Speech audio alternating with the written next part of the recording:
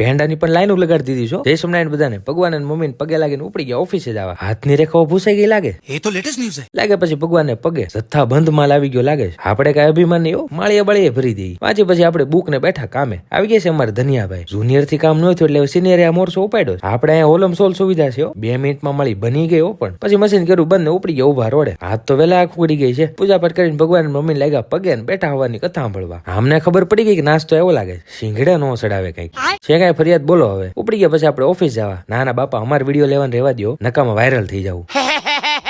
પોગી ઓફિસ કર્યું પણ ભગવાન લાગ્યા પગે અને લખી દીધા ટાસ્ક. આ મૂર્તિ જોતા જ છોંટી ગયો. બાકી લગાવી દીધી બધે વોલપેપર માં. પછી એક વેબસાઇટ ચેક કરવાની હતી. કરી મેચ જોવાની મજા આવે પણ વરસાદે બધું બખેડી નાખ્યું છે. આ બે ભેગા થઈને આજ કઈક નવું કુકર છે એમ લાગે. પાટિયું ચડાઈ દીધું, થોડી ડિસ્પ્લે ઊંચી રહે ને આટલો ફરક પડે જો. એટલે ડોકું દુખવાનું તો ઓછું થાય. બેટા પછી બપોરા કરવાનું, જરા કઈક પ્રોફાઇલ ડિઝાઇન કરવાની ઈ કરીને બાકી થોડું કેનવામાં કામ કરીને